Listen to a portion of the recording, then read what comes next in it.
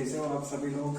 और last season में हमने ये देखा था कि 1773 का जो रेगुलेटिंग एक्ट आया हुआ था वो हमने कवर करा था यहाँ पे। अब भैया इन्होंने कंपनी को कंट्रोल करने के लिए, कंपनी को रेगुलेट करने के लिए ब्रिटिश गवर्नमेंट ने एक्ट तो ला दिया, उस पर काम भी होने लगा। पर वो कहते हैं ना, फर्स्ट टाइम जो भी काम करते तो थोड़ी बहुत परेशानी उन्हें होती है, तो उन्हें बाद में ये फील होता है कि यार ये जो एक्ट आया है कुछ चीजों को इससे एक्सक्लूड करके रखना था, मतलब उसे अमेंड करना पड़ेगा। तो 1773 के ठीक 8 साल बाद 1781 में एक एक्ट आया जिसे कहा गया अमेंडिंग एक्ट ऑफ 1781। मतलब 1781 में जो एक्ट लेके आया वो एक्चुअल में संशोधन करना था 1773 के रेगुलेटिंग एक्ट में। तो होता क्या है भाई साहब, गवर्नर जनरल जो थे अपने बंगाल के, उन्हें बहुत ज्यादा पावर्स मिल गए थे। अब वो अपनी मनमानी कर नहीं पा रहे थे, सुप्रीम कोर्ट भी आ गया था सामने, अब वो मनमानी कर नहीं पा रहे थे। दिक्कत ये हो गई कि फिर ब्रिटिश गवर्नमेंट ने दोबारा से एक एक्ट लेके आना जिसे अमेंडिंग एक्ट कहते हैं 1781 में। होता क्या है, अमेंडिंग एक्ट के थ्रू जो गवर्नर जनरल है, गवर्नर जनरल और उसकी जो काउंसिल है, उन्हें जो सुप्रीम कोर्ट का जस्टिक्शन है, जहाँ न्यायालय न्याय क्षेत्र है उसका, उससे बाहर कर दिया गया। मतलब इन्हें छूट मिल गई कि ये जो चाहे वो करें, पर इन्हें सुप्रीम कोर्ट नहीं जाना पड़ेगा। तो इन्हें यहाँ से खासकर इसलिए मिली थी कि जो भी इनके ऑफिशियल एक्ट रहते हैं, जैसे आजकल पुलिस वाले करते हैं उनके ऑफिशियल, उसमें आके किसी को मारना कूटना, तो उसके तहत इन लोगों को छूट मिली हुई थी। इनकी ऑफिशियल कैपेसिटी में जो भी ये एक्ट करेंगे, जैसे भी काम करेंगे, अगर बाई चांस वो गलत भी हो जाते हैं तो गवर्नर जनरल को और उसकी काउंसिल को दोनों को छूट मिल गई कि भैया तुम्हें सुप्रीम कोर्ट का जो जुरिस्डिक्शन है उससे आउट रखा जा रहा है। अब भैया इन्हें तो मिल गई, ये भी बड़े रेंक के अधिकारी थे, ये इनकी काउंसिल थी जो बनाई गई थी, एग्जीक्यूटिव काउंसिल 1773 में 4 मेंबर की। अब होता क्या, ये सर्वेंट है, तो कंपनी के जो सर्वेंट थे उन्हें भी उनके ऑफिशियल एक्ट के लिए सुप्रीम कोर्ट की जुरिस्डिक्शन से बाहर रखा गया। मतलब अगर कंपनी का कोई भी आदमी ऐसा कोई काम कर रहा है ऑफिशियल कैपेसिटी में जो फालतू या लोगों के अगेंस्ट में या लोगों को मारना कूटना, तो मतलब ऑफिशियल एक्ट में कर रहा है, तो उसको उसके ऊपर कोई कार्रवाई नहीं करी जा रही और इन्हें भी बाहर रखा गया सुप्रीम कोर्ट के न्याय क्षेत्र से। अब दूसरा मैटर ये आता है, इन्हें रेवेन्यू के जो मैटर थे, खासकर रेवेन्यू मैटर, क्योंकि कंपनी आई तो भैया थी प्रॉफिट कमाने के लिए भारत में, और कोई भी कहीं जाए बाहर तो प्रॉफिट कमाने ही जाता, तो ये कंपनी प्रॉफिट कमाने के लिए आई हुई थी। होता क्या, रेवेन्यू कलेक्टिंग में बहुत सारे मतलब मैटर ऐसे हो रहे थे कि कोई दे नहीं रहा, जबरदस्ती करनी पड़ रही थी, तो वहां पे भी कई केसेस जो थे सुप्रीम कोर्ट के पास गए होंगे। तो फिर बाद में 1781 में इन्होंने जो रेवेन्यू मैटर्स थे उन्हें भी एक्सक्लूड कर दिया है जुरिस्डिक्शन से सुप्रीम कोर्ट के। और सबसे खास बात ये थी, रेवेन्यू मैटर से रिलेटेड कोई भी इशू हो, रेवेन्यू मतलब कलेक्शन से लेके जो भी इशू हो, वो सब सुप्रीम कोर्ट की जुरिस्डिक्शन से बाहर कर दिए गए थे, क्योंकि अमेंड कर रहे हैं, इन्हें खुद नहीं पता था कि इतनी ज्यादा दिक्कत आने वाली। अब जो सुप्रीम कोर्ट था, हाईएस्ट ऑथोरिटी थी उस टाइम पे, हाईएस्ट तो नहीं बोलेंगे, उस टाइम पे तो पता नहीं क्या क्या चलता था। जुरिस्डिक्शन जो कलकत्ता में बनाया गया था, तो होता था कलकत्ता के जितने भी निवासी थे, इनहेबिटेंट्स थे, वो सब सुप्रीम कोर्ट की जुरिस्डिक्शन में आ रहे थे। यानी कि सुप्रीम कोर्ट जो भी आदेश लागू करता था वो यहाँ कलकत्ता को उन पे लागू होता था जाके लोगों के ऊपर। तो इतना इनहेबिटेंट सुप्रीम कोर्ट की जुरिस्डिक्शन में आते थे। अब चौथा पॉइंट ये था कि प्रोविंशियल कोर्ट्स में जो अपील करी जाती थी, जो नॉर्मल पीपल थे वो क्या सुप्रीम कोर्ट तक तो पहुंच नहीं पाते, और आज भी नहीं पहुंच पाते, क्योंकि बहुत ज्यादा नॉलेज है नहीं लोगों को। तो आज भी बहुत सारे मतलब बैकवर्ड एरियाज हैं हमारे इधर, अनएजुकेटेड लोग हैं, तो उन्हें पता ही नहीं होता कि डिस्ट्रिक्ट कोर्ट के आगे भी कुछ होता है, मतलब उसके आगे भी जा सकते हैं, हाई कोर्ट, सुप्रीम कोर्ट, बस नाम ही सुने होंगे मोस्ट ऑफ देम। तो होता क्या है भैया, इन्होंने मान लो अपने यहाँ भी डिस्ट्रिक्ट कोर्ट है, ये कोर्ट है, यहाँ के लोग हैं, अब ये जो अपील जाएगी डिस्ट्रिक्ट कोर्ट में, यहाँ से जो भी होगा लौटेगा, जबकि यहाँ से एजुकेटेड पर्सन हाई कोर्ट जाएगा, फिर हाई कोर्ट से जाएगा सुप्रीम कोर्ट जाएगा, तो कहीं ना कहीं ऐसी हायरार्की चलती रहती है। और एक दो बार मेरे को लगता है मतलब कि एक के बाद एक जाएंगे, जाहिर सी बात है, अगर आदमी सही होगा तो कहीं ना कहीं तो न्याय मिल ही जाता है उसे। पर यहाँ पे क्या दिक्कत हो रही है, जो प्रोविंशियल कोर्ट थे, जो प्रोविंस में बनाए गए थे लोगों की बातें सुनने के लिए, उनके उन पे मैटर्स पे एक्शन लेने के लिए, तो जो प्रोविंशियल कोर्ट की अपीलें हुआ करती थी, अच्छा वो अभी तो क्या हो रहा है कि जैसे डिस्ट्रिक्ट कोर्ट में आया, यहाँ से नहीं हुआ तो यहाँ से हाई कोर्ट पहुंच गए, सुप्रीम कोर्ट पहुंच गए। पर होता क्या है, यहाँ पे प्रोविंशियल कोर्ट की जो अपीलें थी वो गवर्नर जनरल की जो काउंसिल थी वो सुनती थी भैया। गवर्नर जनरल काउंसिल में सुना करते थे इस बात को।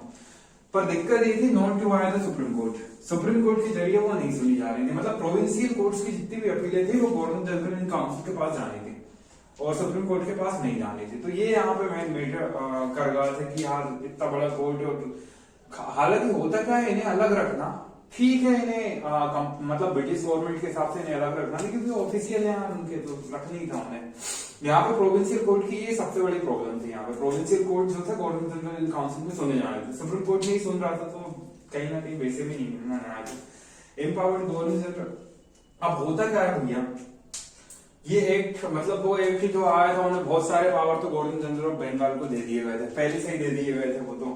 और जो लॉर्ड वॉरेन हेस्टिंग भाई साहब थे वो भी बिल्कुल उसमें चल रहे थे। अब इस एक्ट में और एक नया वो लेके आना, गवर्नर जनरल काउंसिल जो थी उसे और ज्यादा एम्पावर्ड कर दिया गया। अब ये फ्रेम कर सकते थे रेगुलेशन, मतलब कुछ भी कर सकते थे, जिसके लिए प्रोविंशियल कोर्ट से और काउंसिल के जरिए काउंसिल को। अब होता क्या है, जैसे अपने यहाँ सुप्रीम कोर्ट है, मान लो ये सुप्रीम कोर्ट है, मान लो ये हाई कोर्ट है, स्टेट कोर्ट है, और ये डिस्ट्रिक्ट कोर्ट है, और इसके नीचे भी कोर्ट। अब जो सुप्रीम कोर्ट जो डिसीजन लागू करेगा ना, जो सुप्रीम कोर्ट डिसीजन लागू करेगा वो सारे कोर्ट्स पे अप्लाई होगा। मान लो सुप्रीम कोर्ट ने इसके लिए अप्लाई करा तो इस पे अप्लाई होगा, इसके लिए अप्लाई करा तो अगर सारे डिस्ट्रिक्ट कोर्ट दे दी तो मतलब समझ लो कि कोई से भी स्टेट की कहीं भी सब पे ये अप्लाई हो जाता। एक एक्सप्लेन के लिए बता रहा हूँ, और ऐसे ही यहाँ पे होता था। तो जो गवर्नर जनरल काउंसिल थी उन्हें रेगुलेशन बनाने के लिए मतलब वो फ्रेम कर सकते थे रेगुलेशन प्रोविंशियल कोर्ट्स के लिए और काउंसिल के लिए। ये बहुत ज्यादा मतलब प्रॉब्लम वाली बात हो गई थी। तो मैं ये होता मतलब एक बार फिर से एक्सप्लेन कर देता हूँ आप लोगों को, नहीं आया होगा समझ में। तो सबसे पहले भैया होता क्या, 1773 में ब्रिटिश गवर्नमेंट जो रहती कंपनी के अफेयर्स जो उन्हें रेगुलेट करने के लिए, कंपनी को रेगुलेट करने के लिए एक एक्ट लेके आती है, जिसे हम कहते हैं रेगुलेटिंग एक्ट ऑफ 1773। पर कुछ सालों बाद ऐसा लगता है कंपनी मतलब ब्रिटिश गवर्नमेंट को कि यार कहीं ना कहीं ये नहीं समझ रहे हैं, इनके कुछ मैटर्स इन्हें आउट करने चाहिए, कहीं ना कहीं ये परेशान कर रहे हैं, दिक्कत आ रही है थोड़ी सी। हालांकि ब्रिटिश गवर्नमेंट का मेन मकसद तो यही था कि कंपनी को कैसे भी करके कंट्रोल करा जाए, पर वहां के जो कंपनी के ऑफिशियल थे वो कुछ ज्यादा मतलब कर रहे होंगे हरकत। तो इन लोगों ने बोला ठीक है भैया एक काम करो, तुम गवर्नर जनरल को और उसकी जो काउंसिल है और कंपनी के जितने भी मेंबर हैं, जो सुप्रीम कोर्ट हमने स्टेब्लिश करा रेगुलेटिंग एक्ट 1773 उसके जुरिस्डिक्शन से बाहर रखते हैं, तो मतलब फिर कोई दिक्कत नहीं होगी। तो ऐसा करके इन लोगों ने इसे बाहर कर दिया, गवर्नर जनरल उसकी काउंसिल और कंपनी के जितने भी सर्वेंट थे सबको मतलब अलग कर दिया जुरिस्डिक्शन से। तो उनके ऊपर पहली बार कोर्ट केस ही नहीं हो पाते थे। अब भैया इन्होंने बोला कि हमें रेवेन्यू कलेक्शन में भी प्रॉब्लम हो रही है इस एक्ट में, तो वो कहते हैं ठीक है एक काम करो भैया, दिक्कत आ रही है तो रेवेन्यू मैटर्स भी तुम्हें एक्सक्लूड कर दिया, मतलब रेवेन्यू मैटर्स से रिलेटेड जितने भी इशू होंगे वो सब सुप्रीम कोर्ट नहीं देखेगा, बात खत्म। अब फिर भी तीसरा पॉइंट आया, सुप्रीम कोर्ट ने वो मतलब सुप्रीम कोर्ट जो था उसका जुरिस्डिक्शन था केवल इनहेबिटेंट्स जितने भी थे कैलकाटा के वो सब सुप्रीम कोर्ट की जुरिस्डिक्शन में आते थे, मतलब कोई भी इशू हो तो सुप्रीम कोर्ट इनके लिए बना हुआ है। और चौथा पॉइंट ये था कि प्रोविंशियल कोर्ट्स की जो अपीलें थी, जो मतलब नॉर्मल आदमी प्रोविंशियल कोर्ट तक ही जा पाते थे या फिर वो जमींदार वगैरह होते थे जो इधर गवर्नर जनरल काउंसिल और सुप्रीम कोर्ट तक जाएंगे, तो होता क्या था प्रोविंशियल कोर्ट्स की जितनी भी अपीलें थी वो केवल गवर्नर जनरल इन काउंसिल में सुनी जाती थी और सुप्रीम कोर्ट के जरिए नहीं सुनी जाती थी। ये यहाँ पे कहीं ना कहीं इशू था लोगों के नजर में। अब भैया पांचवा पॉइंट ये आया है इसमें Ambedkar governor general in council जो थी, गवर्नर जनरल इन काउंसिल जो थी मतलब वो फ्रेम कर सकती थी रेगुलेशन, खासकर प्रोविंशियल कोर्ट्स के जरिए और उनके काउंसिल थी उनके लिए। तो ये पांच जो पॉइंट थे वो अमेंडिंग एक्ट ऑफ 1781 में लाया गया। अच्छा इसका नाम अमेंडिंग एक्ट 1781 इसलिए है भैया क्योंकि होता क्या 1773 में मान लो ऐसे समझो कि मान लो गवर्नमेंट कोई बिल लेके आई फिलहाल में, अब भैया बिल पास होगा लोकसभा से राज्यसभा से हर जगह से पास होगा, अब उन्हें बाद में जब इम्प्लीमेंट करने टाइम जो ब्यूरोक्रेट्स हैं जो ऑफिसर थे डिस्ट्रिक्ट लेवल पे और कमिश्नरेट में और सेक्रेटरीट में, तो होता क्या है भैया की दिक्कत ये आ गई, उन्होंने बोला जे बिल तो अप्लाई हो ही नहीं सकता और होगा तो जे दिक्कत आ रही है, तो फिर गवर्नमेंट के पास वापस पहुंचे भैया कि जे दिक्कत आ रही है सर, तो फिर उन्होंने ठीक है जाओ दोबारा से अमेंड करने के लिए।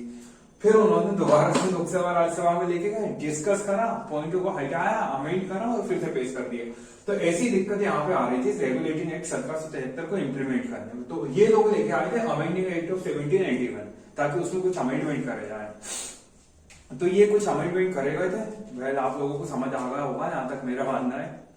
भाई थैंक्स अलॉट। तो आज का सेशन यही खत्म होता है और बस इतना ही था। कल पढ़ेंगे हम पिट्स इंडिया एक्ट ऑफ 1784, 1784 का जो पिट्स इंडिया एक्ट था, अब कल हम उसको पढ़ेंगे। Thank you.